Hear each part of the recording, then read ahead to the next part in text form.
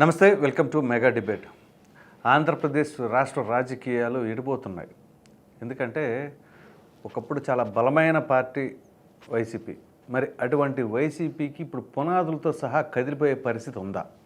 ఎందుకంటే జగన్మోహన్ రెడ్డి గారికి అత్యంత సన్నిహితులు, పార్టీ ఆవిర్భావం అప్పటి నుంచి కూడా జగన్మోహన్ రెడ్డి గారిని అంటిపెట్టుకొని ఎంతో లాయల్టీగా ఉన్న నాయకులు కూడా జగన్మోహన్ రెడ్డి గారిని వీడటానికి సిద్ధమవుతున్నారు. అంటే దీనిని బట్టి నిజంగానే పునాదులు కదులుతున్నాయా అనే అనుమానం అయితే వ్యక్తపరుస్తున్నారు. సో ఈ క్రమంలో ఏదైతే రాజ్యసభ ఎంపీలు ఉన్నారో వారందరూ కూడా పార్టీని వీడిపోతున్నారు అన్నట్లుగా తాజా కథనాలు. సో వాటిలో వాస్తవం ఎంత అని అంటే దాదాపుగా ఇద్దరైతే ఈరోజు పార్టీ ఫిరాయించబోతున్నారు. సో మిగిలిన వారు కూడా క్యూ కడుతున్నారు అని చెప్పేసి వస్తున్నాయి. అవి ఎంతవరకు అనేది పక్కాగా మనం ఇప్పుడే చెప్పలేం. కానీ వైసీపీ ఉనికికి మాత్రం ప్రమాదం ఉంది అన్నట్లుగా సూచనలు కనిపిస్తూ ఉన్నాయి. సో వీటి గురించి మనం మాట్లాడటానికి ఈరోజు డిబేట్లో మనతో పాటు పాల్గొనబోతున్నారు తెలుగుదేశం పార్టీ అధికార ప్రతినిధి శ్రీనివాస్ చౌదరి గారు, అలాగే వైసీపీ అధికార ప్రతినిధి వెంకటేశ్వర రెడ్డి గారు, అలాగే రాజకీయ విశ్లేషకులు బాలకోటయ్య గారు, అలాగే జనసేన పార్టీ అధికార ప్రతినిధిగా శివపార్వతి గారు మరి కొద్దిసేపట్లో జాయిన్ అవబోతున్నారు.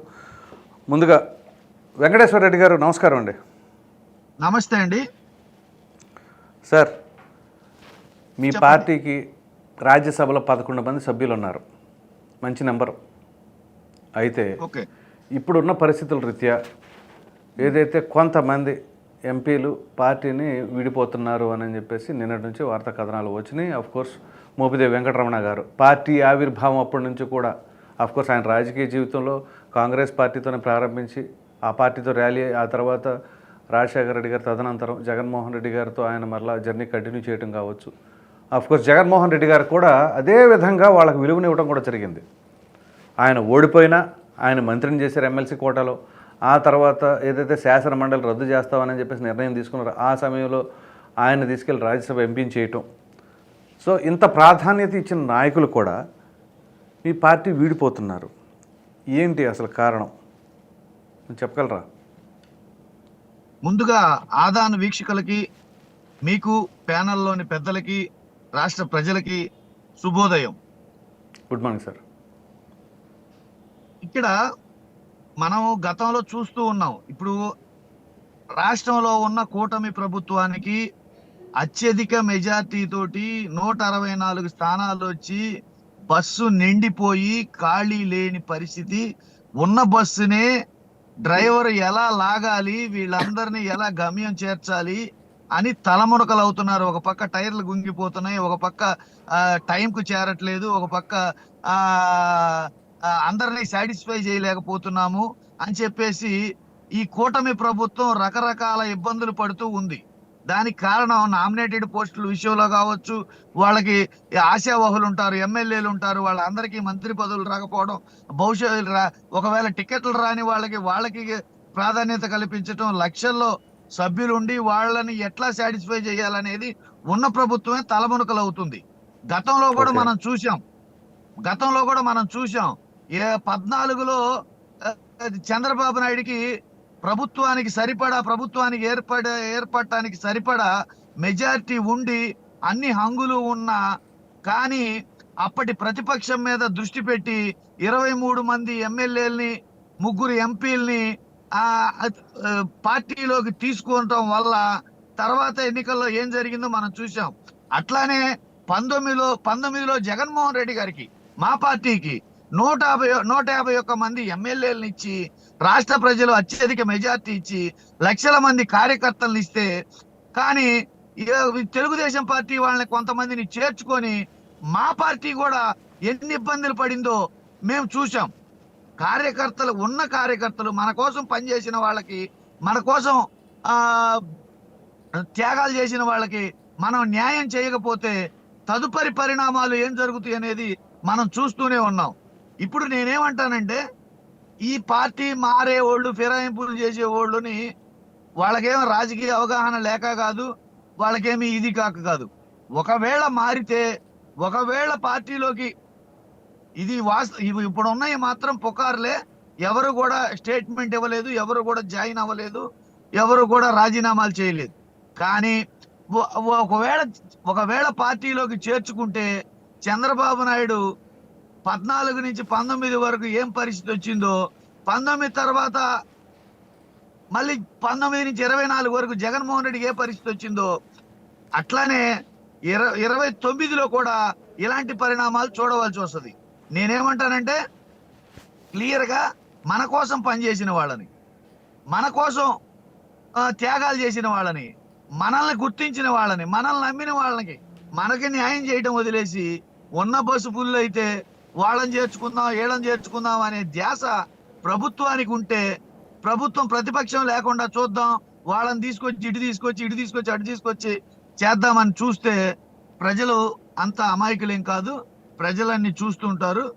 కాకపోతే నేను ఒక మాట అంటాను, ప్రభుత్వం ఇప్పుడు కూటమి ప్రభుత్వం చేస్తున్న పని ఏంటంటే, నాకున్న అవగాహన మేరకు నా ఒపీనియన్ చెప్తున్నాను.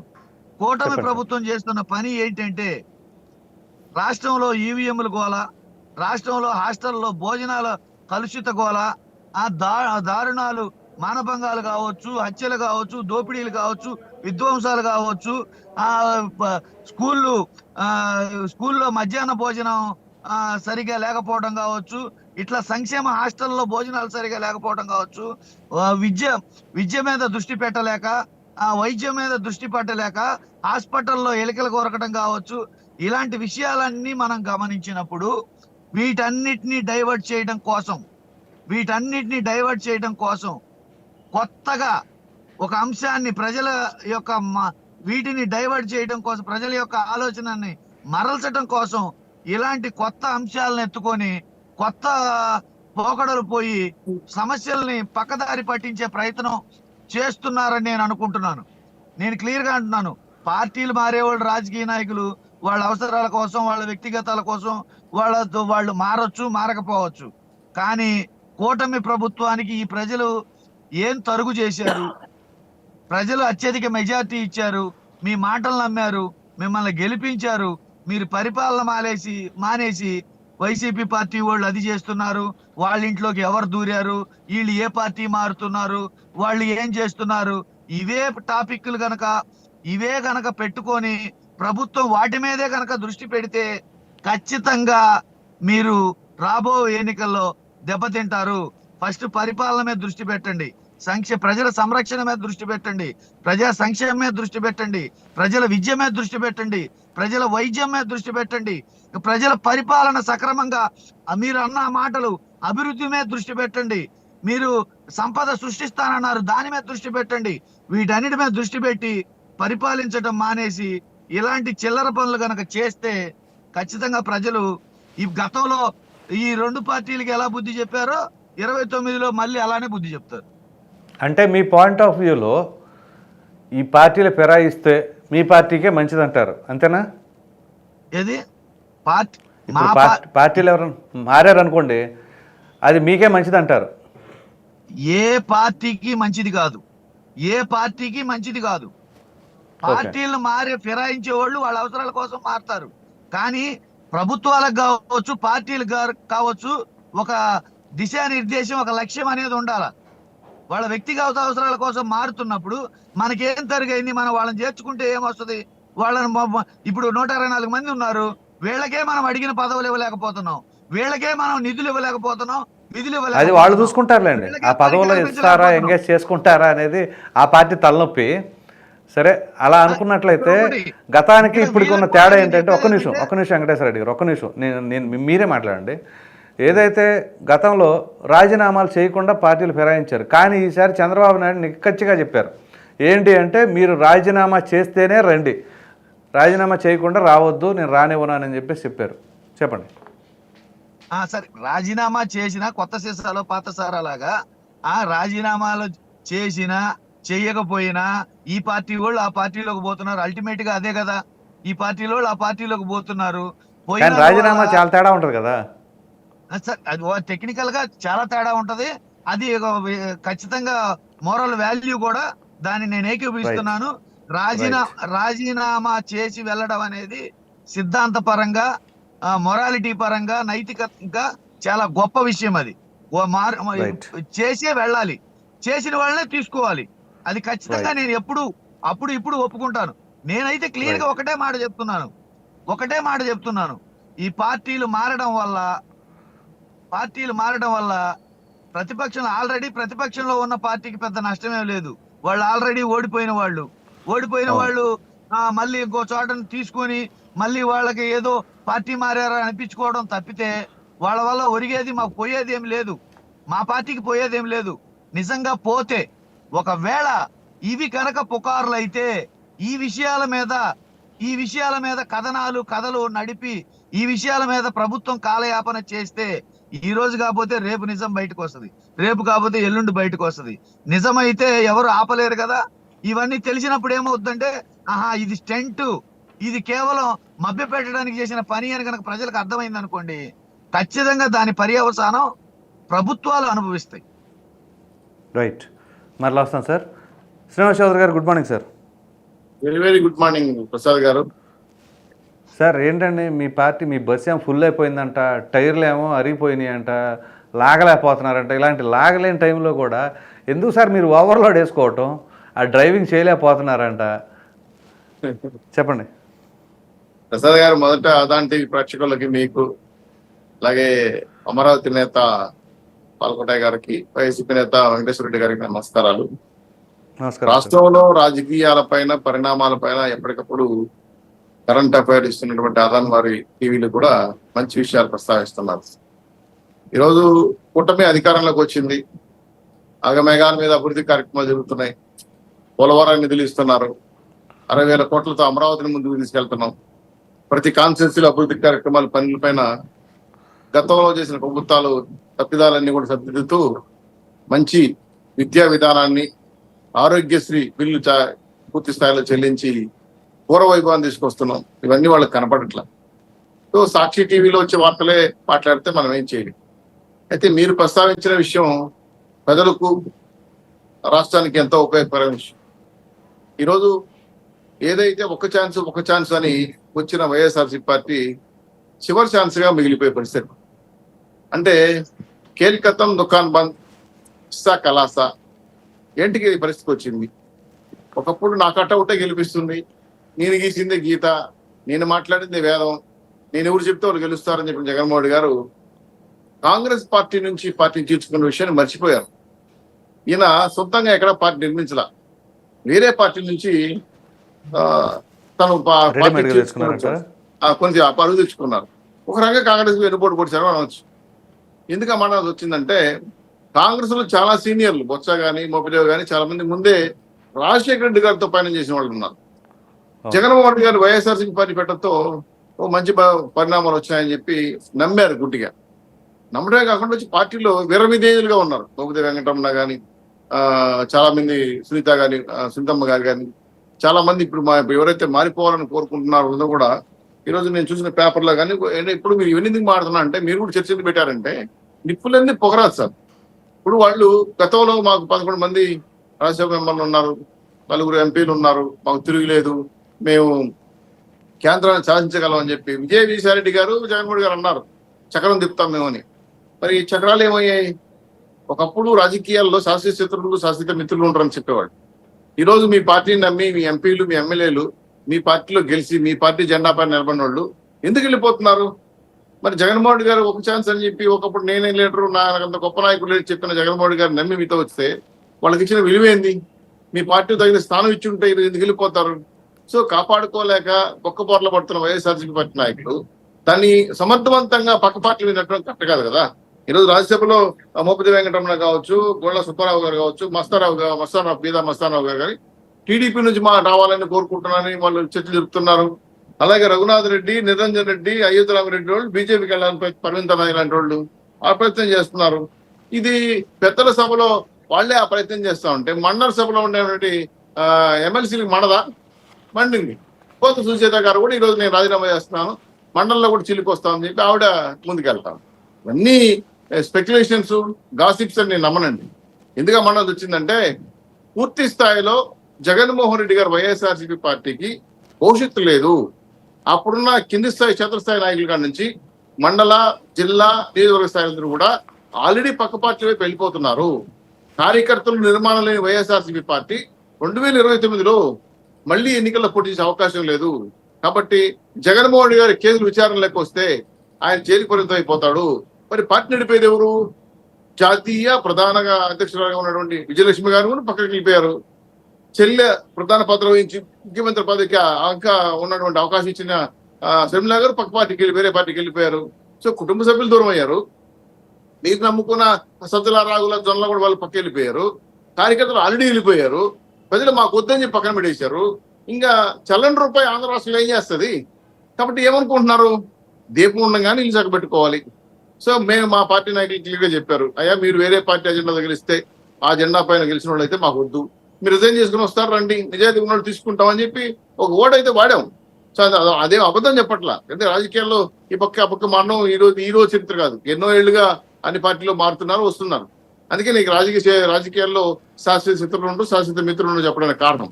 అయితే ఎందుకు జగన్మోహన్ రెడ్డి గారి నుంచి పార్టీ కార్యక్రమాలు వెళ్ళిపోతున్న విషయాన్ని తర్కించుకోకుండా, విమర్శించుకోకుండా, దాన్ని సమీక్ష చేయకుండా నేనే గొప్పని మళ్ళీ 5 ఏళ్ళు కళ్ళు మూసుకున్నానని మళ్ళీ అధికారంలోకి వస్తానని చెప్పి ఇలాంటి బేలవ మాటలు మాట్లాడడం వల్ల కార్యకర్తలు మనోధైర్యాన్ని కోల్పోతున్నారు. మా అభివృద్ధి మేము చేస్తున్నామా, పని చేస్తున్నాం అనేది క్షేత్రస్థాయిలో మీడియా మిత్రులు, ప్రింట్ మీడియా మిత్రులు చూపిస్తున్నారు. నేను పార్టీ అందరూ విషయాల గురించి మాట్లాడారు కాబట్టి ఆ విషయం మాట్లాడాల్సి వస్తాను. ఏదైతే విధేయులుగా చెప్పుకున్న ఈ నాయకుల పేర్లందరూ మీకు చెప్పినండి. ఎందుకు వెళ్ళిపోతున్నారు? ఒకప్పుడు ఒక ఎమ్మెల్సీ అయితే నేను జగన్మోహన్ రెడ్డి గారి ముఖ్యమంత్రిగా లేకపోతే చూడలేదని చెప్పి ఏడ్చాడు. ఆయన వెళ్ళిపోతున్నాడు. ఇంకొక ఆయన ఏమో జగన్మోహన్ రెడ్డి గారే నాకు సర్వం అని చెప్పినాడు. ఆయన ఈరోజు రాజ్యం వెళ్ళిపోతున్నాడు. ఇదే సునీతమ్మ ఒకప్పుడు సాక్షి టీవీలో కూర్చొని మమ్మల్ని విమర్శించింది. ఇది రాజకీయ విమర్శలేనే కాదనట్లా. అయితే ఎందుకు కార్యకర్తలకి, ఓడిపోయిన ఎమ్మెల్యేలకి, ఎంపీలకి, నాయకులకి మీరు మీ పార్టీ నాయకులు నమ్మకం ఇవ్వలేకపోతున్నారు? పార్టీ భవిష్యత్తు అంధకారంగా మారింది. అసలు ఉంటుందా ఊరుతుందా? ఆ నమ్మకాన్ని కోల్పోతేనే కదా ఇప్పుడు ఏదైతే పడవ మునిగిపోతుంది తెలిసిన పక్కన దూకేస్తారు, సముద్రంలో నెలలకు వేరే దాన్ని చూసుకుంటారు కదా. ఇప్పుడు మీ నాయకులందరూ కూడా పక్క పార్టీలో కచ్చిపులేస్తున్నారంటే, పక్క నాయకులతో చర్చ జరుపుతున్నారంటే మీ కార్యకర్తలకు, నాయకులకి, ఎమ్మెల్యేలకి, ఎంపీలకి నమ్మకం కొరబడిందా? ఈ ప్రశ్న నేనుగా తెసుకోవచ్చు, జగన్మోహన్ రెడ్డి వేసుకోవాలి. ఎందుకు వేసుకోవాలి? ఆయన ఇప్పుడు ఓడిపోయిన దానికి ఈవీఎంలు తప్పు చేశారని చెప్పి 39% ఓట్లు ఉన్నాయి మాకున్నాయని చెప్పి, ఈ ఓట్లు ఏమయ్యాయని చెప్పి ఇలాంటి వేల మాట్లాడడం వల్ల జనం కూడా ఆశ్చర్యం చూస్తారు. ఇదేంది ఇది 150 గెలిచినప్పుడు ఇదే ఈఎంఎల్ ఇచ్చారు కదా, ఆ పొద్దు మీరు ఈవీఎంలు నమ్మకం పట్టలేదా అనే ప్రశ్నలు కూడా టాలీ చేసుకుంటారు జనం తెలివైన వాళ్ళు. ఇవన్నీ చెప్పడం వల్ల ఏంటంటే కాలయాపన ఇది చేయటం వల్ల పార్టీ నష్టపోతున్న విషయం తెలియకుండా పైగా సీజనల్ పొలిటీషియన్ అయిపోయాడు జగన్మోహన్ రెడ్డి గారు. ఎప్పుడు మాట్లాడినా బెంగళూరు, అప్పుడప్పుడు వస్తాడు, ఎవరు చనిపోయారో శవయాత్రకో దేనికో వస్తాడు. అదేముందిలేండి, మీరు కూడా గుంటూరు హైదరాబాద్ వస్తా ఉన్నారు కదా మీరు ప్రతిపక్షంలో ఉండగా. అది పెద్ద విషయం ఏం కాదులేండి, ఎందుకంటే ఆయన బెంగళూరు వెళ్తారు, లేకపోతే లండన్ వెళ్తారు. అది ఆయన బెంగళూరు వెళ్తాడా, లండన్ వెళ్తాడా, అమెరికా వెళ్తాడా అని అడగదలుచుకోలే. ఇప్పుడు కష్టాల్లో ఉండే పార్టీని కాపాడుకోవాల్సిన బాధ్యత, ప్రజల్లో ఉండాల్సిన బాధ్యత. ఆయన ప్రతిపక్ష నాయకుడు ఆయన అనుకుంటున్నాడు కాబట్టి జనంలో ఉండమనండి, పాదయాత్రలు చేయమనండి. వెంకటేశ్వర రెడ్డి గారు ఆల్రెడీ ఆయనతో తిరిగినాడు కదా, అటువంటి నాయకులు పక్కన పెట్టుకోమనండి. సార్ నేను నా సలహా మాత్రం చెప్పదలుచుకున్నా, వాళ్ళు తీసుకోవడం వాళ్ళ ఇష్టం. కాకపోతే ఏంటంటే ప్రజలతో ఉంటే ప్రజల్లో కనీసం మళ్ళీ గెలిచే అవకాశం ఉందని చెప్పడం కోసం చెప్తున్నాను. అంతేగాని మేము బెంగళూరులో ఉంటాం, మా ఇష్టం, అమెరికాలో ఉంటాం అంటే మీ ఇష్టం, తప్పే ఉంది. ఇప్పుడే ఆల్రెడీ వద్దని పక్కన పెట్టారు. ఇంకా అసలు పూర్తిగా తలుపులు మూసేస్తారు ఆ వైఎస్ఆర్సీపీ పార్టీ ఆఫీసులు. ఇప్పటికీ మీరు చెప్పండి, ఏలూరు, మా చిత్తూరు, కుప్ప లాంటి వాళ్ళు పార్టీ ఆఫీసులు మూసేసి హోటల్గా, వ్యాపార సముదాయాలుగా మార్చేశారు. అంటే పార్టీ ఉంటుందా డౌట్ చేస్తా ఉంది. కాబట్టి కార్యకర్తల మనోధైర్యాన్ని కోల్పోయారు. వైఎస్ఆర్సీపీ పార్టీ పుట్టిమునిగిపోతోంది. 29న పార్టీ ఉంటుందా లేదని పాదయాత్ర లాంటి వెంకటేశ్వర రెడ్డి లాంటి వాళ్ళు, నిజాయితీ పనిచేసి పార్టీ జనాలు మోసిన వాళ్ళు వేరే దారి చూసుకోవడం మంచిదని నా సలహా. అంతేగాని మీరు 2029లో వాళ్ళ పరిస్థితికి మీరు వస్తారని చెప్పేసి ఆయన అంటున్నారు. నేను మరలా వస్తాను. సంతోషం, అలాంటి ఆశలు కలిగి ఉండటం, ఆశలతో ఉండటం తప్పేం కాదు. అయితే వెంకటేశ్వర గారు పార్టీ ప్రతినిధి కాబట్టి ఆయన మాట తప్పదు. కాకపోతే ఆయన కూడా తెలుసు ఈ కారు ఎట్టుపోతా ఉంది, ఈ బస్సు ఎట్టుపోతా ఉందని. ఒకటి ఆలోచించి తీసుకోవాల్సిన బాధ్యత వాళ్ళకు ఉంది కాబట్టి వాళ్ళు నిర్ణయం తీసుకుంటున్నారు. రైట్. మనతో పాటు డిబేట్లో ఉన్నారు రాజకీయ విశ్లేషకులు మరియు అమరావతి బహుజన జేఏసీ నాయకులు బాలకోట గారు. Good morning sir. Good morning Prasad గారు. ఏంటంటే ఆంధ్రప్రదేశ్లో ఇప్పుడు ఉన్న రాజకీయ పరిణామాలు దేనికి సంకేతం? రాజ్యసభ ఎంపీలు వాళ్ళందరూ కూడా ఇప్పుడు పార్టీ ఫిరాయించడానికి ప్రధానంగా మోపిదేవి వెంకటరమణ గారు కావచ్చు, బేదా మస్తాన్ రావు గారు కావచ్చు, అలాగే పోతుల సునీత గారు ఎమ్మెల్సీ, ఆవిడ కూడా నిన్న బయటకు వచ్చేసారు. ఏంటి పరిస్థితి అసలు? ప్రసాద్ గారు నమస్కారం. నమస్కారం సార్. రెడ్డి గారికి, శ్రీనివాస్ చౌదరి గారికి కూడా నమస్కారాలు. ఇప్పుడు ఇది కొత్త అంశం ఏముంటుంది ప్రసాద్ గారు? ఇప్పుడు 2 అంశాలండి. ఒకటేమో నువ్వు నేర్పిన విద్యే నీరజాక్షి, రెండవదేమో రాజకీయాల్లో హత్యలు ఉండవు, ఆత్మహత్యలు మాత్రమే ఉంటాయి. మీకు ఒక రాజకీయ పార్టీలో ఉన్న నాయకుడు అందులోనే ఉండాలి, అందులోనే బొట్టు పెట్టాలి, కాటుకు పెట్టాలి, చీర కట్టాలి, పంచె కట్టాలి అనేది నిబంధన ఏమైనా ఉందా? లేదు కదా. ఏ పార్టీ నాయకుడు అయినా సరే ఏ పార్టీలోకైనా వెళ్ళవచ్చు కదా. అదేగా మన ప్రజలకు కూడా ఎవరిష్టం వారిది. అలవాటు చేసింది. ఈ రోజున మీకు జగన్మోహన్ రెడ్డి గారు 5 ఏళ్ళు ఆంధ్రప్రదేశ్లో ఒక రాజకీయ పార్టీని లేపేందుకు ప్రయత్నం చేశాడు. ఇది వాస్తవం. అంటే చంపేందుకు ప్రయత్నించాడు. తెలుగుదేశం పార్టీని అచ్చంగా హత్య చేసేందుకే పూనుకున్నాడు. దీన్ని అర్థం చేసుకుంటారో లేదో, దీన్ని అంగీకరిస్తారో లేదో వెంకటేశ్వర రెడ్డి గారు నాకు తెలియదు. కానీ ఒకనొక సమయంలో తెలుగుదేశం పార్టీ కూడా అట్లాగే ఉందిలేండి. ఆ పార్టీ లేదండి. తెలుగుదేశం పార్టీకి 23 సీట్లు రావడంతో అసలు ఆ పార్టీనే లేకుండా జగన్మోహన్ రెడ్డి గారు హత్య చేసేందుకే అమరావతికి కమరావతి అని పేరు పెట్టిండు. మేమేం కమ్మోలం కాదు. అమరావతిలో దళితులు ఉన్నారన్న సంగతి జగన్మోహన్ రెడ్డి గారికి తెలుసు. అది ఎస్సీ రిజర్వ్డ్ అన్న సంగతి నియోజకవర్గం అదే కదండి. భూములు 34% భూములు ఇచ్చామని తెలుసు. ఎందుకు పెట్టాడు అంటే ఆ సామాజిక వర్గాన్ని ప్రత్యర్థి సామాజిక వర్గంగా మిగిలిన కులాల ముందు చూపించి శిరచ్ఛేదన చేద్దామని. రెండోది, చంద్రబాబు నాయుడు గారిని, లోకేష్ గారిని, భువనేశ్వరి దేవిని, ఆఖరికి నారా బ్రాహ్మణ్ని కూడా ఎందుకు టార్గెట్ చేశాడు? ఆ సామాజిక వర్గం చేతంటే ఇదే పని రాజకీయంగా. మూడోది, ఆ తెలుగుదేశం పార్టీ కాస్త ఆర్థిక జవసత్వాలు ఇచ్చిన వాళ్ళందరినీ కూడా బెదిరించో, నోటీసులు ఇచ్చో తరిమేశాడండి ఆంధ్రప్రదేశ్ నుంచి. ఇది చేశాడు. సరే, ఆయన బటన్ నొక్కాడా, డబ్బులు ఇచ్చాడా, పరిపాలన అంతా ఒక అంశం అయితే, నీ ప్రత్యర్థి పార్టీని ప్రజాస్వామికతంగా ఎదుర్కోకుండా ఫ్యాక్షన్ ఆలోచనలతో చంపేద్దామని ప్రయత్నం చేశాడు. ఆ ప్రయత్నమే ఇప్పుడు కూడా జరుగుతుంది. అండ్ దానికే నేను మీరు నేర్పిన విద్య నీరజాక్షి అన్న. ఈ 11 మంది ఎంపీలు పక్కాగా వెళ్ళిపోతారు సార్. అందులో పెద్ద సస్పెషన్ ఏం లేవు. ఆల్రెడీ వాళ్ళిద్దరు రాజీనామా చేస్తున్నారు. 4 తెలుగుదేశానికి, 3 భారతీయ జనతా పార్టీకి, 2 జనసేనకి వెళ్ళిపోతున్నారు. దాంతోపాటు ఆ 4 పార్లమెంటు సభ్యులు కూడా వాళ్ళ ప్రశ్న కూడా ప్రశ్నార్థకం. మీకు ఒక్కో మాట కూడా చెప్తా, కొత్త లేటెస్ట్ మాట. అసలు విజయసాయి రెడ్డి గారే అప్రూవర్గా మారే ప్రయత్నం చేస్తున్నారు. దీనిని అమిత్ షా గారు ఆర్గనైజ్ చేస్తున్నారు. ఎందుకంటే స్పెక్యులేషనా, హిడెన్ ఇన్ఫర్మేషనా? మీరు చాలా మీకు ఆల్రెడీ చర్చే ప్రధానమైన ఛానల్లో చర్చ జరుగుతుంది. ఒక తెలుగుదేశం పార్టీ జాతీయ అధికార ప్రతినిధి నా డిబేట్లోనే చెప్పాడు. నేను ఏమంటానంటే, మనకు అధికారం ఉన్న ప్రాంతీయ పార్టీలు మనగలగటం చాలా కష్టం అండి. ప్రాంతీయ పార్టీలు యుద్ధంలో నిలబడాలంటే రాజకీయాలను చాలా ఒత్తిగిని చేయాలి. ఎందుకంటే ఇందాక శ్రీనివాస్ చౌదరి గారు అన్నట్టుగా వైసీపీ పార్టీ పుట్టుకే స్వయంభూ కాదు, ఒక పార్టీలో నుంచి పుట్టింది. అది దానికి సిద్ధాంతాలు లేవు, దానికి ఏం రాద్ధాంతాలు లేవు. దానికి ఉన్నంత ఏంటంటే రాజశేఖర రెడ్డి గారి యొక్క అకాల మరణం యొక్క సానుభూతి పునాదులే దానికి. సహజంగా ఏంటంటే ఏ పార్టీకైనా సరే ప్రజాస్వామ్యంలో ప్రజలు అవకాశం ఇస్తారు. పొద్దుగూకులు ప్రసాద్ గారిని గెలిపించరు. ప్రసాద్ గారి చేతిలో బంగారం పెట్టినా ఓసారి వెంకటేశ్వర రెడ్డి గారిని కూడా చూద్దామని అనుకుంటారు, లేదా శ్రీనివాస్ గారిని చూద్దాం. అది ప్రజాస్వామిక లక్షణం. అసలు కొత్తను ఆహ్వానించేందుకే ప్రజాస్వామిక ఎన్నికలు ఉంది. ఆ క్రమంలో వచ్చిన దాన్ని బాగా దుర్వినియోగం చేసుకున్నారు సార్. నేను ఎన్నోసార్లు చెప్పినప్పుడు మాజీ ముఖ్యమంత్రి గారు చెప్తుంటారు, కొప్పుట్టిన కదా పువ్వులు పెట్టాలి అని.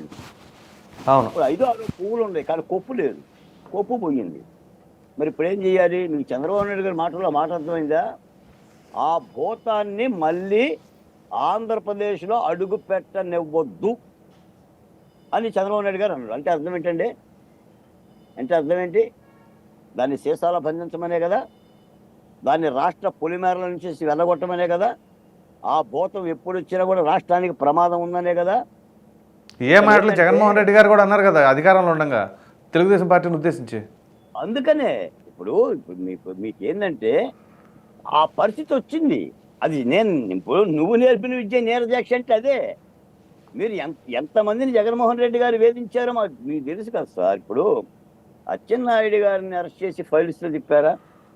దేవినేని ఉమా, కొల్లు రవీంద్ర, లేక ఇవన్నీ చెప్పనక్కడ నేను దూలిపాల నరేంద్ర, ఆఖరికి చంద్రబాబు నాయుడు గారిని కూడా అరెస్ట్ చేసి ఒకానొక దశలో అసలు చంద్రబాబు నాయుడుకి ఏమైనా దొరుకుతుందా ప్రాణానికని ఒక భావోద్వేగానికి రాష్ట్రం గురైన సందర్భం ఉంది కదా, ఆ సందర్భాన్ని కూడా హేళన చేశారు కదా.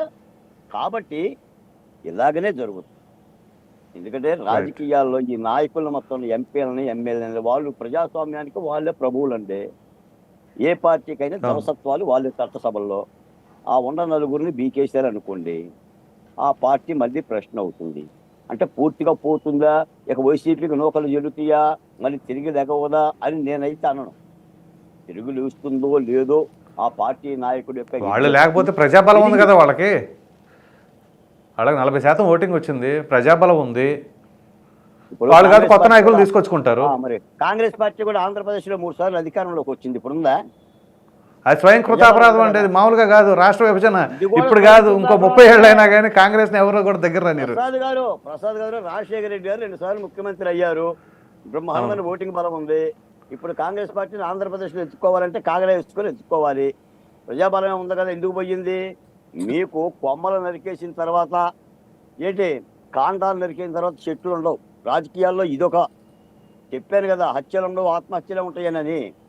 కాదు బాలకోటి గారు, డిఫరెన్స్ ఏంటంటే కాంగ్రెస్ పార్టీ 2014లో కేవలం 2% మాత్రం వచ్చింది ఓటింగ్ వాళ్ళకి, వీళ్ళకి ఇక్కడ 40% వచ్చింది. దానికి దీనికి చాలా తేడా ఉంటుంది. 151 సీట్లు 11 వస్తాయని మీరు అనుకున్నారండి? అది వాళ్ళే ఊహించలేదండి. నేను చెప్తున్నా, ఇప్పుడు 40% ఓట్లు 2% నాయకుడు ఉండాలిగా ప్రసాద్ గారు. పార్టీని నడపడానికి జగన్మోహన్ రెడ్డి అన్ని నడపలేడు కదా. ఇప్పుడు వెంకటేశ్వర రెడ్డి గారు ఉండాలా మాట్లాడటానికి? ఒక డిబేట్లో ఆయన పార్టీ తరఫున మాట్లాడటానికి, దాన్ని నిలబెట్టడానికి ఒక నాయకుడు కష్టపడాలా? డిబేట్ కూడా జగన్మోహన్ రెడ్డి గారే చేస్తారా? అసలు వస్తారండి నాయకులు,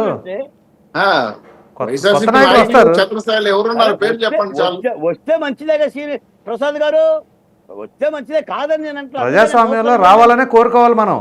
ప్రసాద్ గారు, వైసీపీ పార్టీకి నోకలు చెల్లింది అవును అని అనలేదండి నేను, అవును అని అనలా. పార్టీలు మళ్ళీ తిరిగి పుంజుకుంటాయి, పుంజుకోవచ్చు కూడా. ఇప్పుడున్న వాతావరణమే చెప్తున్నా, చల్లా చెదిరయ్యారండి. ఒకే మాట చివరి మాట చెప్తున్నా, ఆలమందలు చెదిరిన, ఒక మాట చివరి మాట, ఆలమందలు చెదిరిన పశువుల కాపరిది తప్పు, సేనలు చెదరిన సేననాథుడిది తప్పు అని చౌడప్ప మహాకవి 13వ శతాబ్దంలో రాసిన చాటు పద్యం నేను అమరావతి ఉద్యమంలో చెప్పా జగన్మోహన్ రెడ్డి గారికి. అంటే ఆవులు చెదిరిపోతే కాసేవాడికి తప్పయ్యా, సైన్యం చెదిరిపోతే ఆ సైన్యాధ్యక్షుడు తప్పయ్యా, నువ్వు ఆ పనే చేస్తున్నావా అని ముఖ్యమంత్రి గారికి, మాజీ ముఖ్యమంత్రి గారికి నేను చెప్పా. ఇప్పుడు జరుగుతుందో కూడా అదే. రైట్. వెంకటేశ్వర రెడ్డి గారు, మీరు చెప్తారు కానీ, మీరు ఆయన అడిగిన దాని చెప్తారు కానీ, ముందుగా నా క్వశ్చన్ ఏంటి అంటే, మీ పార్టీ ఆవిర్భావంలో ఆళ్ళ రామకృష్ణారెడ్డి మంగళగిరి మాజీ ఎమ్మెల్యే తెలుసు కదా మీకు, ఆయన జగన్మోహన్ రెడ్డి గారిని అంటిపెట్టుకొనే ఉన్నారు. సో ఎన్నికలకు ముందు ఏం జరిగిందో ప్రత్యేకంగా చెప్పుకొని అక్కర్లా. ఇంకా దానికంటే బెస్ట్ ఎగ్జాంపుల్ ఇంకోటి ఉండదు. ఎందుకంటే మోపిదేవి వెంకటరమణ గారు కూడా అటువంటి వ్యక్తే. అఫ్కోర్స్ ఏదైతే వ్యాన్పిక్ భూములకు సంబంధించిన అంశంలో ఆయన కూడా కోర్టుకి అటెండ్ అయ్యారు, జైలుకి వెళ్ళి వచ్చారు. సో ఈ క్రమంలో ఇటువంటి వాళ్ళందరూ దూరం అవటం, పైగా ఇదే మోపిదేవి వెంకటరమణ గారు మరి అపాయింట్మెంట్ అడిగినా రాలేదు అని చెప్పేసి ఆయన ఇబ్బంది పడుతూ ఉంటాం. బాలకోట గారు ఏంటి మీ సబ్మిషన్ ఏంటి? ఏమి లేదు, నేను విజయవాడ కమిషనర్ని బాంబే నటి దాని మీద ఫిర్యాదు చేయడానికి వెళ్తున్నాం. మేము కంప్లైంట్ ఇస్తున్నాం విజయవాడ పోలీస్ కమిషనర్కి. కార్యక్రమం ఉంది, వెళ్ళొచ్చానా? రైట్, వెళ్ళండి sir. Okay, thank you. So అయితే మోపిదేవి వెంకటరమణ గారు ఆ పరిస్థితుల్లో ఆయన ఎందుకని మరి ఎప్పుడు కూడా నోరు తెరవని వ్యక్తి, ఆయనకు కూడా అపాయింట్మెంట్ ఇవ్వలేదట. సో ఈ విధంగా చెప్పుకుంటూ పోతే చాలామంది ఉన్నారు. ఏంటి అంటే, సరే అధికారంలో ఉండగా ఎందుకు ఇవ్వలేదు ఏంటి అపాయింట్మెంట్లు అనేది వేరే అంశం. కానీ తీరా ప్రతిపక్షం పోని విపక్షంలో ఉన్నప్పుడు కూడా ఆ విధంగా అపాయింట్మెంట్ ఇవ్వట్లేదని ఏదైతే తాజాగా మాజీ మంత్రి డొక్క మాణిక్య వరప్రసాద్ ఆయన తెలుగుదేశం పార్టీలోకి వెళ్ళారు కదా, ఆయన కూడా ఒకానొక ఛానల్లో ఈ విధంగా చెప్పడం జరిగింది. జగన్మోహన్ రెడ్డి గారి వ్యవహార శైలి వలనే పార్టీ ఈ విధంగా పార్టీ ఇంత స్పాయిల్ అయిపోయింది, ఇక పార్టీ భవిష్యత్తు కష్టమే అని చెప్పేసి అంటున్నారు. సో ఆ పరిస్థితి నిజంగానే ఉందా? నిజంగానే ఆత్మపరిశీలన చేసుకోవట్లేదా? ఏంటి నాయకత్వ లోపాలు ఏమన్నా ఉన్నాయా? పార్టీని ఎందుకు పెడుతున్నారు వీళ్ళు? ఇంత లాయల్గా ఉన్న క్యాండిడేట్లు కూడా నన్ను వీడిపోతున్నారు అని అంటే ఖచ్చితంగా నేను మారాలి, నాలో కొన్ని మార్పులు చేర్పులు చేసుకోవాలి అనే ఆలోచన ఏమైనా ఉందా? లేదు, అంతా బాగానే ఉంది, కానీ వాళ్ళేదో వాళ్ళ స్వార్థం కోసం వెళుతున్నారు అని చెప్పేసి అనుకుంటున్నారా? చెప్పండి సార్. ముందుగా ఇక్కడ నేనేమంటానంటే ప్రతి పార్టీకి ఒక విధి విధానాలు, ఒక సిద్ధాంతాలు, ఒక కట్టుబాట్లు, ఒక ఒక వే ఆఫ్ స్టైల్ ఉంటది. వే ఆఫ్ స్టైల్లో ఇప్పుడు ఫర్ ఎగ్జాంపుల్ చంద్రబాబు నాయుడు గారు ఉన్నారు. చంద్రబాబు నాయుడు గారు విధి విధానం ఏంటంటే రాష్ట్రంలో ఉన్న అన్ని నియోజకవర్గాల్లో స్థానిక నాయకత్వం మీద ఆధారపడి ఆ స్థానిక నాయకత్వాన్ని కలుపుకొని ఈయన ఈయన అధికారంలోకి రావాలనేది ఈయన ప్రయత్నం చంద్రబాబు నాయుడు గారు చేస్తుంటారు. జగన్మోహన్ రెడ్డి గారు చెప్పే విధానం ఏంటంటే జగన్మోహన్ రెడ్డి గారు నాయకుడు ముందు సిద్ధాంతపరంగా బలంగా ఉండాలి, నాయకుడు బలంగా ఉండి కార్యకర్తలు ఓటర్స్ కి మనం పరిపాలన న్యాయం చేస్తే ఖచ్చితంగా రీజనల్ పార్టీ మనుగడ కొనసాగుతుంది అని చెప్పేసి ఈయన విధానం. ఒక్కొక్కరికి ఒక విధానం ఉంటది. ఇక్కడ వాళ్ళు చేసిన పని వీళ్ళు చేయాలని, వీళ్ళు చేసిన పని వాళ్ళు చేయాలని ఎక్కడా ఉండదు. నేనేమంటానంటే ఇప్పుడు కూటమి ప్రభుత్వం అయినా లేకపోతే రేపు మా ప్రభుత్వం అయినా రేపు మేము మా ఎన్నికలకు వెళ్ళినా ఇక్కడ ఉన్న 175 నియోజకవర్గాలకి 175 మందికే మేము సీట్లు ఇవ్వగలం.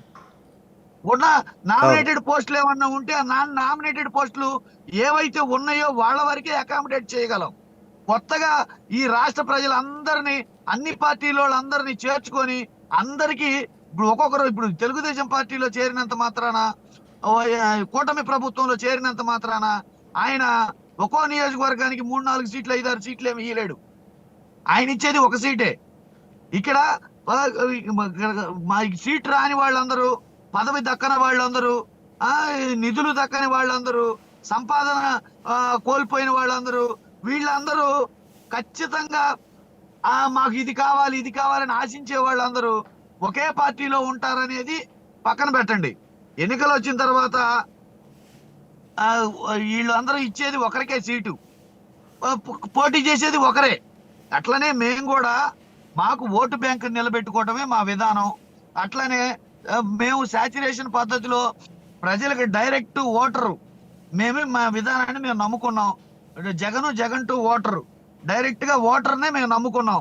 ఇక్కడ నాయకత్వాన్ని, స్థానిక నాయకత్వాలు వాళ్ళు అడ్డుపోతారు ఇటుపోతారు, వాళ్ళ వ్యక్తిగత అవసరాల కోసం వాళ్ళు పోవచ్చు రావచ్చు. ఒకవేళ మా వ్యవహార శైలి వాళ్ళకి నచ్చకపోవచ్చు, వాళ్ళు అనుకున్న విధంగా మా నాయకుడు లేకపోవచ్చు. వాళ్ళు ప్రతి ఒక్కరి మీద ఒక్కొక్కరికి ఎక్స్పెక్టేషన్ ఉంటది. నేను మా పార్టీ అధికారంలోకి వస్తే, నాకు అధికారం వస్తే నాకు పదవి వస్తుంది, లేకపోతే నేను చెప్పినట్టు మా నాయకుడు వింటారు, విన్నప్పుడు నేనేమైనా చేసుకోవచ్చు అనే ఊహలు ప్రతి ఒక్కరికి ఉంటాయి. ఉన్నప్పుడు ఏం జరుగుతుందంటే ఆ ఊహలకు భిన్నంగా జరిగినప్పుడు నచ్చకపోవచ్చు. కొత్త నాయకులు తయారు చేయరంటారా మీరు? ఇక జగన్మోహన్ రెడ్డి గారు ఓటర్లు తప్ప మధ్యలో ఇక నాయకులు అవసరం లేదా మనకి? కొత్త నాయకులు తయారు చేయరా? నాయకత్వం ఏ పార్టీ అయినా మనుగడ ఎక్కడ కొనసాగుతుందంటే జనాకర్షణ ఉండి జనాలకి కావాల్సి వచ్చినప్పుడు నాయకులు జనమే తయారు చేసుకుంటారు. నాయకులు పార్టీలు తయారు చేసే నాయకులు, అట్లనే ఈ ఎవరో ప్రోత్సహించే నాయకులు, వాళ్ళు నాయకులు ఎవరు వినాయకులు అవుతారు. జనం పెద్దలు చెప్పిన ఒక మాట, నాయకుడు అనేవాడు నాయకులను తయారు చేయటమే నాయకుడి లక్షణం. అది పెద్దవాళ్ళు చెప్పిన మాట. అట్లాంటిది. అంతేగాని ప్రజలే నాయకులను తయారు చేసుకుంటారంటే అది ఎట్లాగో. ఒక నాయకుడు ఉన్నాడంటే ఖచ్చితంగా ఇంకా కొంతమంది నాయకులను తయారు చేయగలగాలి. అది నాయకుడు లక్షణం. అంటే నాయకుడు లేకుండానే సమాజం జరిగిపోవాలన్నట్టుగా. చెప్పండి. ఇప్పుడు నాయకులను ఎలా తయారు చేస్తాడంటే త్రూ ప్రజల అభిప్రాయం ద్వారా, ఓటర్ల అభిప్రాయం ద్వారా, ప్రజల అభిప్రాయం ద్వారా ఒక ప్రాసెస్ ఉంటది కదా. నాయకులను తయారు చేయడానికి కూడా ఒక ప్రాసెస్ ఉంటది. నువ్వే నాయకుడివి, నువ్వు వచ్చి నీకే క్వాలిటీస్ ఉన్నా, క్వాలిఫికేషన్స్ ఉన్నా లేకపోయినా నువ్వు వచ్చేసి నిన్ను నాయకుడిని చేస్తానని అనరు. దానికి ఎట్లాంటిది ప్రజాభిప్రాయం ఉంటది. అక్కడ ప్రజలు ఎన్నుకోగలిగిన వాళ్ళని, ప్రజలకు ఎవరైతే ఆమోదయోగ్యంగా ఉంటారో వాళ్ళని నాయకుడు మిగతా నాయకులను తయారు చేస్తాడు. అట్లనే ఇక్కడకు వచ్చిన మెయిన్ పాయింట్ ఏంటంటే ఒక్కొక్కరు ఒక విధానంలో ఉన్నప్పుడు మేము ఖచ్చితంగా కాన్సన్ట్రేషన్ చేసింది ప్రజల్ని, ఓటర్ని, ఓటు బ్యాంకుని మేము కాన్సన్ట్రేషన్ చేశాం. మాకు ప్రజల మద్దతు ఉంటే ఖచ్చితంగా నాయకులు వస్తారు. ఖచ్చితంగా మేము ప్రజల మద్దతు ఉంటే మా అధికారం వస్తుంది మాకనే నమ్మకం మాకుంది క్లియర్ గా. ఇక నాయకులు అటు ఇటు మారతారంటారా? మారిన వాళ్ళు ఏ పార్టీ నుంచి అయినా, టీడీపీ నుంచి వైసీపీలోకి వచ్చిన వాళ్ళైనా, వైసీపీ నుంచి టీడీపీలోకి వెళ్ళిన వాళ్ళైనా, ఆ పార్టీ నుంచి ఈ పార్టీకి వచ్చిన వాళ్ళైనా, వాళ్ళు మనగడేంటి, తర్వాత వాళ్ళ పరిస్థితులు ఏంటనేది మనం గమనిస్తూనే ఉన్నాం. మనం అందరినీ గమనిస్తూనే ఉన్నాం. కాకపోతే ఈ నాయకులు పోయినంత మాత్రాన పార్టీ మొత్తం పోద్దని, నాయకులు లేకపోతే పార్టీ మూసేస్తారని ఎప్పుడు అనుకోకండి. ఎందుకంటే జగన్మోహన్ రెడ్డి గారు ఒక్కరితోనే స్టార్ట్ చేశారు పార్టీ. తల్లి గారు ఆమె గారే స్టార్ట్ చేశారు. స్టార్ట్ చేసిన తర్వాత 2 16 అయినాయి, 16 67 అయినాయి, 67 151 అయినాయి. ఈ రోజు 11 ఉన్నాయి. 2 కంటే 11 ఎక్కువే. ఓటు బ్యాంక్ ఆ రోజు ఎంత ఉందో కూడా మాకు తెలియదు. కానీ ఈ రోజు 40% ఓటు బ్యాంక్ ఉంది. 40% ఓటు బ్యాంక్ ఉంది. ఇవన్నీ స్పెక్యులేషన్స్, పుకార్లు. ఈ పుకార్లు ఇంటే పైగా ఇక్కడ ఉన్న నాయకులు కూడా అంత అమాయకులేం కాదు.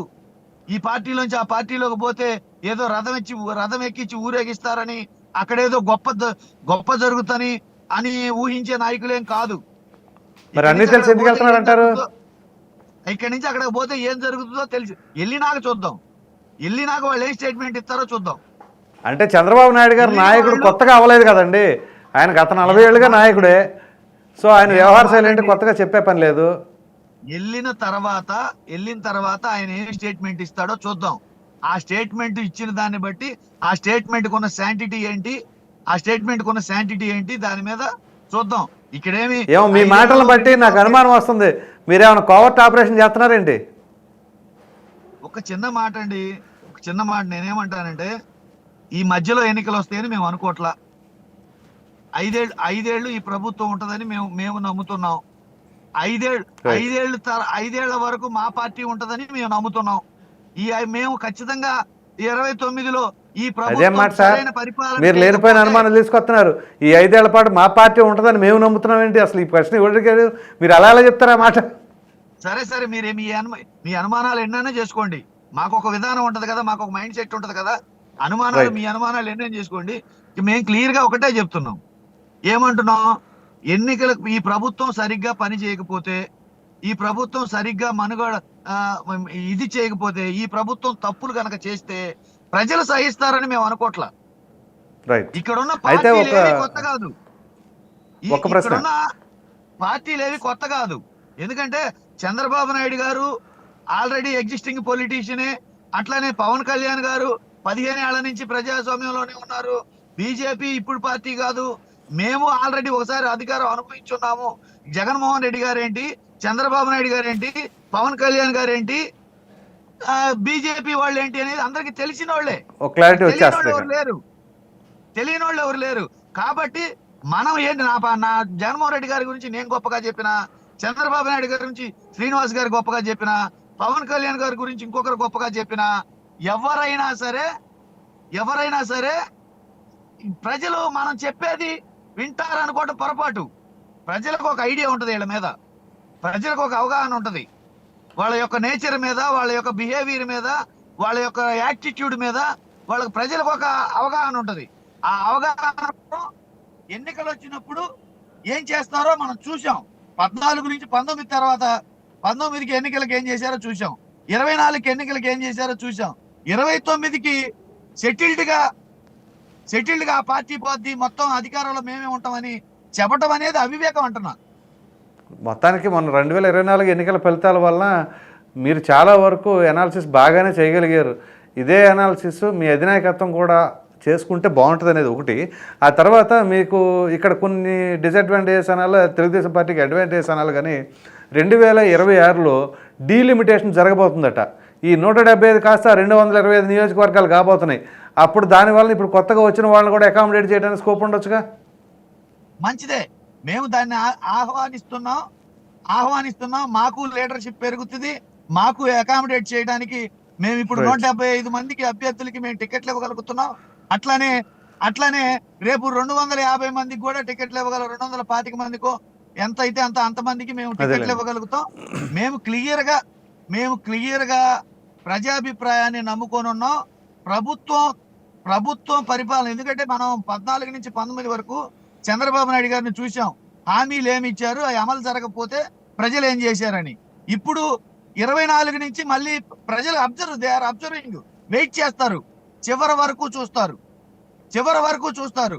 అప్పటికి కూడా ఇవే మాటలు, ఇవే పాలిటిక్స్ చేస్తూ ఇచ్చిన మాటలు అమలు జరపకపోతే మీ నెత్తిన పాలు పోసినట్టే. నిజమే, అది మేము చెప్తున్నాం. మేము ప్రభుత్వ పరిపాలన బట్టి ఉంటది, వాళ్ళు కూడా మా పరిపాలన బట్టి ఉంటదని ఆలోచించకుండా ఎదుటి పార్టీ నాయకుల్ని చేర్చుకుంటేనో, ఎదుటి పార్టీ లేకుండా పోతేనో అని ఆలోచిస్తున్నారు. అది నేను చెప్తున్నది. మీకు టైం ఇచ్చారు ప్రజలు, మంచి అవకాశం ఇచ్చారు, మంచి మెజారిటీ ఇచ్చారు ప్రజలు మీరు కోరుకున్నది మీకు ఇచ్చారు. ప్రజలు మీరు ఏదైతే కోరుకున్నారో అది మీకు ఇచ్చారు. ఇచ్చిన తర్వాత కూడా ఇచ్చిన మాటలు మర్చిపోయి వేరే విషయాల మీద ధ్యాస పెడితే నష్టపోయేది మీరే, మేము కాదు. మేము ఆల్రెడీ ప్యానెల్లో నాకు నచ్చిన అంశం ఏంటంటే సార్, ఇంతకంటే నష్టపోయేది ఏం లేదు. అవునవును, ఈ ప్యానెల్లో నాకు నచ్చింది ఏంటంటే వెంకటేశ్వర రెడ్డి గారు, మీరేమో తెలుగుదేశం పార్టీని కానీ లేదా కూటమి కానీ మీరు నష్టపోతున్నారు, జాగ్రత్తగా ఉండండి అని మీరు వాళ్ళకి కొంచెం జాగ్రత్తలు చెబుతున్నారు. అలాగే శ్రీనివాస్ చౌదరి గారు ఏమో మీరు తీవ్రంగా నష్టపోతున్నారు, మీరు కొంచెం జాగ్రత్తగా చూసుకుంటే మీ పార్టీ బాగుంటుందని చెప్పి శ్రీనివాస్ చౌదరి గారు అన్నారు. చాలా మంచి హెల్తీ ఎన్వైరన్మెంట్ అయితే కనపడుతుంది ఇక్కడ. కాదు, మా ఇద్దరి ఉద్దేశం ఏంటంటే ఈ రాష్ట్రంలో అధికార ప్రతిపక్షాలు సురక్షంగా ఉండాలి, ప్రతిపక్షం కూడా ఉంటే ప్రజలకు మేలు జరుగుతుంది అనేది ఆయన ఉద్దేశం. అధికార పక్షం సక్రమంగా పనిచేస్తే ప్రజలకు మేలు జరుగుతుంది అనేది నా ఉద్దేశం. కాబట్టి మంచి పరిణామం కదా, ప్రజాస్వామ్యానికి మంచిది కదా. హెల్తీ కాంపిటీషన్ వల్ల ప్రజలకు మేలు జరుగుతుంది అల్టిమేట్ గా. అదే సార్, అందుకే మిమ్మల్ని అప్రిషియేట్ చేస్తున్నాను. రైట్, శ్రీనివాస్ చౌదరి గారు చెప్పండి సార్. ఇందాక మీరేదో చేయలేపున్నారు. నాయకులు ప్రజాస్వామ్యంలో ఎట్లా ఉంటదంటే, ఏ నాయకుడు అయితే ప్రజలను అట్టి పెట్టుకొని ఉంటాడో ఆయన ప్రజానాయకుడు అవుతాడు. ప్రజా సమస్యల మీద బలమైన పోరాటం చేస్తే ఆయనకు అధికారం కట్టబెడతారు. ఇప్పుడు జగన్మోహన్ రెడ్డి గారు గతంలో పరదాలు కట్టుకున్నారు, జనాలకు వచ్చేవాళ్ళు కాదు, వెంకటేశ్వర రెడ్డి గారు కలిసారు, చాలా మంది నాయకులు ఇంటర్వ్యూలు అని చెప్పి గొడవ పెడేవాడు. సో ప్రజల యొక్క మన్నలను పొందితేనే కదా ప్రజానాయకుడిగా అవుతాడు. ఇప్పుడు కనీసం వెంకటేశ్వరరావు గారికి తెలిసిన విషయం కూడా జగన్మోహన్ తెలియకపోతే ఏం చేయాలి నేను? ఇప్పుడు ప్రజల్లోకి రమ్మనే నేను కూడా కోరుతున్నాను. మాకు బలమైన ప్రతిపక్షం కావాలి, ఉంటే ప్రభుత్వ పరంగా చాలా అంశాలు పనికి వస్తాయి. ఆ విషయం పైన ఆయన ఎందుకో వెనుకడిగేస్తున్నాడు. అయితే మేము ఒకటి మాత్రం చెప్పదలుచుకున్నాం, రాష్ట్రంలో కూటమి ఏదైతే చెప్పిందో తూచా తప్పకుండా అమలు చేయడానికి మీరు సిన్సియర్ గా ప్రయత్నం చేసేది కాకుండా మా వాళ్ళు తప్పు చేసినా కూడా తోలొట్టేస్తున్నాం. మా ఎమ్మెల్యేలు కానీ పొరపాటున మా మంత్రులు గారికి పొరపాట్లు చేస్తే ఈ రోజు కూడా వార్నింగ్ ఇచ్చారు, ఖచ్చితంగా తోలుదేస్తాం. ఎందుకంటే మాకు ఇచ్చింది అధికారం చెలాయించమని కాదు సార్, ప్రజలకు సేవ చేయమని ఇచ్చారు 164 సీట్లు. సో సేవ మాత్రమే చేస్తాం. సేవ చేయలేకపోతే పక్క తప్పని కూడా ఈరోజు బాబు గారు క్లియర్ చెప్పారు, మీ వల్ల కాదని చెప్పండి పక్క వెళ్ళిపోండి అని చెప్పారు. ఇంకా మీరు ఏదో ఆశలు పెట్టుకొని ఇంకా అక్రమాలు చేసి ఇప్పుడే రాష్ట్రంలో చాలా ఇబ్బందులు ఉన్నాయి, రాష్ట్ర అభివృద్ధికి ముందుకు తీసుకెళ్లాలి, అమరావతిని కట్టాలి, పోలవరం కట్టాలి, దీనిపైన నిర్ణయాత్మకమైన అంశాలపైన తీసుకెళ్ళండి. కానీ వేరే వాళ్ళు వేసిన మెయిన్ గేమ్ పడద్దని చెప్పి చాలా క్లియర్గా చెప్తున్నారు. మేము ఎక్కడ తప్పు జరిగినా క్షమించే ప్రసక్తి లేదు, తప్పు చేసిన వాళ్ళని కూడా వదిలే ప్రసక్తి లేదు. అయితే నిర్మాణ పరంగా పార్టీ ఎట్లా బలంగా ఉంటుంది, ఏ విధంగా బలంగా ఉంటుంది? బాబు గారిని అరెస్ట్ చేస్తే జాతీయ అంతర్జాతీయలో పెద్ద స్థాయిలో ఎంత తిరుగుబాటు చూశారు. ఇప్పుడు జగన్మోహన్ రెడ్డి గారు రాష్ట్ర సమస్యలు ఏమైనా ఉంటే కేంద్రంలో ఆయన ఎంపీలు ఉన్నారా పోతారా పక్కన పెడతాం, ఇప్పుడు రాజీనామా చేస్తారు రెండో విషయం. ప్రజా సమస్యల పైన పార్లమెంట్ లోను శాసనసభలోను ప్రజా గొంతుకి వినిపించాల్సిన బాధ్యత ఆయన వినిపించట్లేదు కదా. ఎప్పుడో వస్తున్నాడు, ఎప్పుడో వెళ్ళిపోతున్నాడు. దీని ద్వారా ప్రజా ఆదరణ వైఎస్ఆర్సీపీ నాయకులకు ఎలా పెరుగుతుంది? ప్రజా సమస్యలపైన పోరాటం చేస్తేనే కదా. సో ఇక్కడ ఏంటంటే జగన్మోహన్ రెడ్డి గారి యొక్క ఆలోచన ఏంటంటే ఆయన చెప్పినప్పుడు మళ్ళీ రిపీట్ చేస్తారు. ఎందుకంటే మీరు 5 ఏళ్ళు కళ్ళు మూసుకోండి, మళ్ళీ మన ప్రభుత్వం వస్తుంది, మళ్ళీ మనం అక్రమాలు చేద్దాం. అక్రమాలు చేయడానికి ప్రభుత్వం రావాల్సిన అవసరం లేదు కదా, ఎప్పుడైనా చేయొచ్చు, ఇప్పుడు కూడా చేయొచ్చు. సో తండ్రి అధికారాన్ని అడ్డం పెట్టుకుని అప్పుడు జన అక్రమాలు జరిగాయి. సో అవన్నీ కూడా బేసికల్ గా ఏదైతే ప్రతిపక్ష పార్టీ కావాలని కోరుకున్న వైఎస్ఆర్ పార్టీకి నాయకులు కార్యకర్తలు విడిపోతే ఓటింగ్ 39% 40% చెప్తున్నారు. ఇప్పుడు నాయకులు ఎమ్మెల్యేలు ఎంపీలు వెళ్ళిపోతే అది కూడా పడిపోతుంది కదా. వాళ్ళు ఎన్నుకున్న వాళ్ళే కదా. ఇప్పుడు 11 మంది ఎమ్మెల్యేలు ఉన్నారు, 7 మంది వేరే పార్టీకి వెళ్ళడానికి ప్రయత్నం చేస్తున్నారు. మళ్ళీ ఎక్కడ ఓటింగ్ శాతం పక్క వెళ్ళిపోయినట్టే కదా. సో మా బలం ఉంది అని చెప్పుకునే దానికన్నా ఆ బలాన్ని పెంచుకోవాలి, నిలబెట్టుకోవాలి. అయితే నిర్ణయాత్మక సూచన చేసేటప్పుడు జగన్మోహన్ రెడ్డి గారు వచ్చేది రాష్ట్రానికి మంచి అవకాశాలు ఉన్నాయి, మంచి ఛాయిస్ ఉన్నాయి, కానీ నేను కూడా కలుస్తాను, నేను కూడా పోరాటం చేస్తాను, అంశాలు బాగుంటది. కానీ ఎక్కడో జరిగిందని ఇదంతా జగన్మోహన్ రెడ్డి గారికి అర్థం కాకుండా ప్రతిపక్షాల మీద బురదలడం కరెక్ట్ కాదు. అదే రాజకీయ పార్టీ మీద బురదలడం కరెక్ట్ కాదు, లేదంటే అధికార పక్షం మీద బురదలడం కరెక్ట్ కాదు. మీరు వచ్చిన తర్వాత ఇప్పుడు మనకు 2 సార్లు వచ్చారు, విజయవాడకు వచ్చారు, ఇంకేదో హాస్పిటల్ జరిగింది. ఇది అదే విధంగా ఒక ఫార్మా కంపెనీ తగలబడిపోతే కూడా వెళ్ళినప్పుడు మేము ఇప్పుడు జగన్మోహన్ రెడ్డి గారు సొంత కార్యక్రమాలు చనిపోతేనే 10 రూపాయలు సాయం చేయాలి. అక్కడికి వెళ్ళినప్పుడు సాయం చేయాలి కదా ఎంతో కొంత. ఇప్పుడు డబ్బులు లేవడే కదా జగన్మోహన్ రెడ్డి గారు, అత్యంత ధనవంతుల ముఖ్యమంత్రి కదా. పార్టీలు పెట్టుకోవాలంటే పార్టీ ఆఫీసులు, పార్టీ కార్యకర్తలు, పార్టీ నాయకుల్ని నిరంతరం టచ్ లో ఉండాలి కదా. ఇప్పటి వరకు మీరు మీ సైట్గా మాట్లాడుతున్నా ఎన్ని సమావేశం జరిగినాయి మీరు ఆలోచించండి. రాష్ట్రంలో వైఎస్ఆర్సీపీ నాయకులు రాష్ట్రం ఓడిపోయిన తర్వాత సమీక్ష సమావేశాలు జరిగాయి. ఎవరో కొంతమంది కూర్చొని మాట్లాడుకున్నాడు, ఈవీఎంలు తప్పులు ఎంటేశాడు, అంతా పొరపాటు జరిగింది ఈవీఎంల ద్వారా, జగన్మోహన్ రెడ్డి గారు ఈవీఎంలు మోసం చేశాడు, ఓడిపోయాం కాబట్టి ఇంకోసారి జగన్ కూడా చేస్తాం, దీంట్లో కుటుంబ బలంగా ఉండింది కాబట్టి ఓడిపోయామని అట్లా చెప్పుకుంటున్నారు. కానీ వెంకటేశ్వర రెడ్డి లాంటి వాళ్ళకి ఎమ్మెల్యే పదవి లేదనో, నామినేట్ పదవి లేదనో, నిజాయితీ పనిచేయని కార్యకర్తలకు లీడర్షిప్ ఇవ్వలేదనో, లేదా ప్రజల్లోకి వెళ్దామనో, లేదా ప్రతిపక్షాలు ఈ విధంగా నిర్ణయం తీసుకొని ప్రభుత్వ ఇతర కార్యక్రమాలు చేయడం ఉంటే చూస్తామని చెప్పి అవి నిర్ణయాత్మక సూచనలు ఎక్కడ కనపడట్లా. నేను అడిగేది అది. ఫైనల్ గా చెప్పండి, ఇప్పుడు ఎవరైతే పార్టీ మారాలి అని అనుకుంటున్నారో మీరు ఆహ్వానించారా, మీరు ప్రలోభ పెట్టారా, లేదా వాళ్లే స్వచ్ఛందంగా వచ్చి మీ పార్టీలో జాయిన్ అవుతామంటున్నారా? మంచి ప్రశ్నే సార్. ఇంతకుముందే వెంకటేశ్వర గారు మాట అన్నారు, మా బస్సు నిండిపోయింది, మాకు టైర్లు గాలి లేవు చెప్పట్లేదు, కానీ మా బస్సు అయితే నిండిపోయింది, ఫుల్ ఫ్లెడ్జెడ్ గా ఎక్స్ప్రెస్ హైవే పోతా ఉంది. ఇప్పుడు ఎక్కువాలంటే ఏం చేయాలి? వాళ్ళ పరిస్థితి ఏంది? వాళ్లకు ఏదో ఇబ్బందులు ఉన్నాయి, ఆ పార్టీలో జరిగి కొన్ని కేసులు ఇబ్బంది పడ్డారు, కొన్ని అక్రమాలు జరిగాయి, ఎట్లయినా సరే తప్పించుకోవాలని అధికార పక్షంలో ఉంటే ఉపయోగం ఉంటుందని అనుకున్నారు. కానీ మేమేం చెప్పాము, మీకు అధికారం ఏదైతే ఇచ్చిందో ఆ పార్టీకి రాజీనామా చేసి రమ్మని, దానికి సిద్ధమైతే రండి, మీరు నిజంగా మీ వైపు న్యాయం ఉంటే మీరు నిలబడతాం. న్యాయం లేదనుకోండి చట్ట ప్రకారం శిక్ష అనిపించాల్సిందే కదా. తప్పులు చేసి ఉంటే అది బియ్యం బొక్కేసినా, అక్రమ టెండర్లు బొక్కేసినా, లేదా లెక్కర్లో భూదందాలు చేసినా, లేదా ఏ దందాలు చేసినా సరే చట్టం తన పని చేసుకుంటూ పోతా ఉంది. నేను చాలా క్లియర్ గా ఉన్నాం దానిపైన. చాలా క్లియర్ గా ఏ ఒక్క ఎమ్మెల్యే గానీ ఎంపీ గానీ ఇతర పార్టీ నుంచి మా వైపుకి వస్తుంటే ఖచ్చితంగా మేము స్కాన్ చేస్తున్నాం, ఆ విషయాన్ని వాళ్ళ ముందు పెడుతున్నాం. రిజైన్ చేసిన తర్వాత నువ్వు మళ్ళీ నువ్వు ఇక్కడ పూర్వం తీసుకొచ్చుకోవాలి, మళ్ళీ కార్యకర్తగా పనిచేయాలి, మళ్ళీ నిన్ను ఎమ్మెల్యేలు ఎంపీలకు ప్రజలు గెలిపించుకోవాలి. సో ప్రజల మన్నలు పొందిన వాళ్ళే నాయకులు అవుతారు. కానీ అధికారులు లేదంటే పార్టీ నాయకులు నిలబెట్టిన అధికారులు చాలా రోజులు ఉండవు, అవి నామినేటెడ్ పోస్టు లాగా ఆవిరైపోతే 2 ఏళ్ళకి ఒకసారి. వీటిని నమ్ముకుంటే మనకు నిజంగా పార్టీకి వెళ్ళంత అవుతుంది. నేను అనేది ఒకటే, క్షేత్రస్థాయిలో పార్టీని బలపెట్టుకోవాలంటే కార్మిక, కర్షక, విద్యార్థి, యువజన, శ్రామికులందరూ కూడా కలిసి పార్టీని నమ్మాలి, వాళ్ళకి నాయకత్వం వహించాలి, ప్రతి ప్రజా సమస్యపై స్పందించాలి, నాయకత్వ గొప్ప లక్షణాలు ప్రజలకు తీసుకెళ్లే కాకుండా ప్రజలు చైతన్యం తీసుకురావాలి. అప్పుడే ప్రజానాయకుడు అభివృద్ధి అవుతుంది, పార్టీ అభివృద్ధి అవుతుంది, వాళ్ళని గుర్తిస్తారు, అప్పుడు నాయకుడు గారు ఓట్లు వేయడానికి సిద్ధపడతారు. ఇప్పుడు జగన్మోహన్ రెడ్డి గారు తండ్రి గారు కదా, ఆయన అధికారాన్ని పెట్టుకుని వచ్చాడు, పార్టీ నిలబెట్టాడు, గెలిచాడు ఒకసారి ఒక ఛాన్స్ అని. నాయకత్వ లక్షణాలు కలిగిన జగన్మోహన్ రెడ్డి గారు ఆయన ఆలోచన విధానం తెలుసుకుంటే ఆయన పార్టీని నడుపుకోగలడు. గతంలో ఏం పొరపాట్లు చేసామో ఇంతవరకు మీతో మాట్లాడాలి, అంత మాట్లాడాలా, వెంకటేశ్వర రెడ్డి గారితో మాట్లాడాలి నాకు తెలీదు. సో ఏ పొరపాట్లు చేసామో ఆయన చెయ్యము, మళ్ళీ ఎప్పుడు చేసుకుంటామనే అభిప్రాయాన్ని జగన్మోహన్ రెడ్డి గారు నోటి మాట వినాలని ఆశపడుతున్నా అని చెప్పట్లా. మేము ఏదో ఈవీఎంలు తప్పకుండా ఓడిపోయినాం, మాకు బ్రహ్మాండం చేసాం, 90% సంక్షేమ కార్యక్రమాలు చేసాం, అభివృద్ధి 3 రాజధానులు, పోలవరం, అమరావతి. ప్రజలు అదే ప్రశ్న, నీ అంశం వల్ల నువ్వైనా వెంకటరెడ్డి గారన్నా ఇంకో రెడ్డి గారన్నా ఏ రెడ్డి గారన్నా సంక్షేమం చేస్తారు, కానీ అభివృద్ధి లేదు కదా, పూర్తి వదిలేశారు కదా. అది ప్రశ్నించే ఈరోజు జరిగిన అన్యాయాల వ్యతిరేకంగా తీర్పిచ్చారు. దాన్ని సర్దిద్దుకుంటామని వైఎస్ఆర్సీపీ ఎక్కడ అనట్లేదు. ఖచ్చితంగా జనసేన, టీడీపీ కూటమి ఎన్డీఏ ప్రజాస్వామ్యంలో ప్రజాపతి పరిపాలన చేసి 29 కూడా మళ్ళీ అధికారంలోకి వస్తున్నాం. మేము మళ్ళీ చెప్తున్నా సార్, పోలవరం, అమరావతిని మీరు చెప్పిన అంశాలని పూర్తి చేసి కానీ ఎన్నికలకు రాము, మేము ఓట్లు కూడా అడగదు, అన్ని పూర్తి చేసి చేశాము, ఇదో మేము అభివృద్ధి అని ఓట్లకు వస్తాం. అది మా ధైర్యం, మా నమ్మకం. చివరికి మా పార్టీ చాలా డక్కమక్కలు తిరిగింది. 43 ఏళ్లుగా అసలు అడ్రస్ లేకుండా పోయిందని చివరికి వచ్చింది. చివరికి రాష్ట్రం విడిపోయేటప్పుడు తెలుగుదేశం ఉంటుందా లేదా డౌట్ కూడా వచ్చేసింది. అటువంటి డక్కామెక్కలు తెలుగుదేశం పార్టీ బతికిందంటే కేవలం కార్యకర్తల ద్వారానే.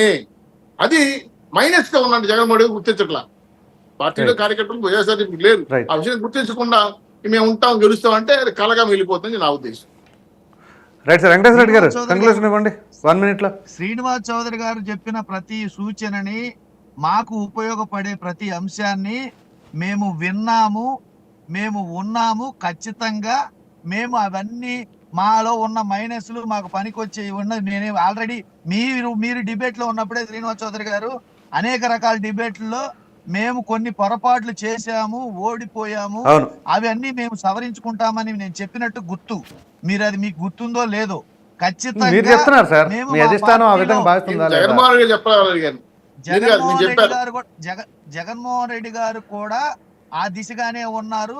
సంస్కరణలు మొదలెట్టారు. ప్రతి Right.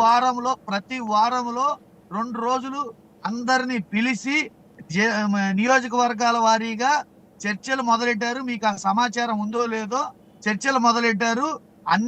అందరికీ కలవడానికి వచ్చిన కార్యకర్తలందరినీ కలుస్తున్నారు. అట్లానే సంస్కరణలు బిగిన్ చేసేసి కొత్త నీరు తేవడానికి ఆయన ఒక ప్రణాళిక రచించుకొని ఎవరైతే పార్టీకి యాక్టివ్ గా పనిచేశారో, ప్రతిపక్షంలో ఉన్నప్పుడు ఎవరైతే లాయల్ గా ఉన్నారో, యాక్టివ్ గా పనిచేశారో వాళ్ళందరితోటి చర్చిస్తున్నారు. ఖచ్చితంగా కొత్త నీరు వస్తుంది. కొత్త నీరుతో పాటు తప్పులు చేసిన వాళ్ళని ఆటోమేటిక్ గా పక్కన పెట్టే ప్రయత్నం చేస్తున్నారు. కాబట్టి రాజకీయంలో మీరు అన్నట్టు సంస్కరణలు మొదలైతేనే మళ్ళీ తిరిగి అధికారం చేపట్టగలం. మేము దాన్ని అంత ఈజీగా 11 సీట్ల నుంచి ఒక్కసారిగా అధికారం చేపట్టాలంటే హఠాత్తుగా ఏదో జరిగిపోద్దని మేము అనుకోవట్లా. మేము చేయాల్సిన పని చాలా ఉంది. మేము ఖచ్చితంగా రాష్ట్ర వ్యాప్తంగా ప్రతి ఒక్క సామాన్యుడితోటి టచ్ లో ఉండి ప్రతి ఒక్క సామాన్యుడి అభిప్రాయాన్ని తెలుసుకొని నూతనంగా మేము మళ్ళీ 29లో అధికారంలోకి రావడానికి ప్రయత్నం చేస్తున్నాం, వస్తాం కూడా. రైట్ సార్, ధన్యవాదాలండి చర్చలో పాల్గొన్నందుకు. వెంకటేశ్వర రెడ్డి గారు వైసీపీ అధికార ప్రతినిధి, శ్రీనివాస్ చౌదరి గారు తెలుగుదేశం పార్టీ అధికార ప్రతినిధి, అలాగే రాజకీయ విశ్లేషకులు బాలకోటి గారు, అందరికీ ధన్యవాదాలు. మరలా రేపు కలుద్దాం.